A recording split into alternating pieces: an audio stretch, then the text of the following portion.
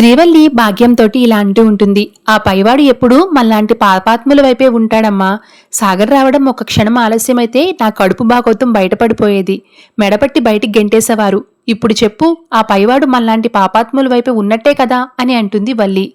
OC పిచ్చిదానా, దీని వెనకున్నది ఆ పైవాడు కాదే, కిందున్న మీ అమ్మ. ఈ సీన్కి కథా కథనం మాటలు డైరెక్షన్ మొత్తం ఈ భాగ్యమే అని అంటుంది భాగ్యం. అవునమ్మడు, మీ అమ్మే చక్రం తిప్పింది అని అంటాడు ఇడ్లీ. ఏంటే ఇది, ఏం చేశావే అని శ్రీవల్లి అంటే జరిగింది మొత్తం చెప్తుంది భాగ్యం. ఇక్కడ సాగర్ రూపంలో ట్రాన్స్ఫారం బద్దలు కావాలంటే ఎక్కడ స్విచ్ వేయాలో అక్కడ వేశాను అంటూ ప్రసాదరావును కలిసి చిచ్చుపెట్టిన విషయం చెప్తుంది భాగ్యం. మీ అల్లుడికి అవమానం జరిగితే మీకు జరిగినట్టు కాదా? మాటల్ని హింసపెట్టి చంపేస్తున్నారు. మీ అమ్మాయికి అయితే విలువే లేదు. మీ అమ్మాయిని అంత కష్టపడి చదివించి గవర్నమెంట్ ఉద్యోగం వచ్చేటట్టు చేస్తే మిమ్మల్ని వదిలేసి ఆ సాగర్ని పెళ్లి చేసుకుంది. కనీసం ఆ విశ్వాసం కూడా లేదు వాళ్ళకి. ఆ దిక్కుమాలిన బతుకు మీ అమ్మాయికి అవసరమా? మీ అల్లుడు ఆస్తిలో వాటా కావాలనేసరికి ఇదంతా మీ మావయ్య చేయిస్తున్నాడని తెలుసు. వాడుకు నీకు పగిలిపోతుందని భయపెట్టాడు ఆ రామరాజు.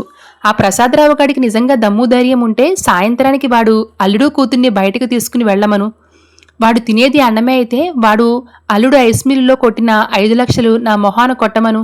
వాడు అల్లుడిని తీసుకుని వెళ్ళమను అంటూ నానా మాటలు అన్నాడండి.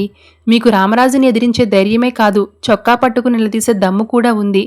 మీరు ఇట్టా చేతులు కట్టుకుని ఉంటే ఆ ఇంట్లో మీ అల్లుడు అమ్మాయికి అడుగడుగునా అవమానాలు తప్పవు.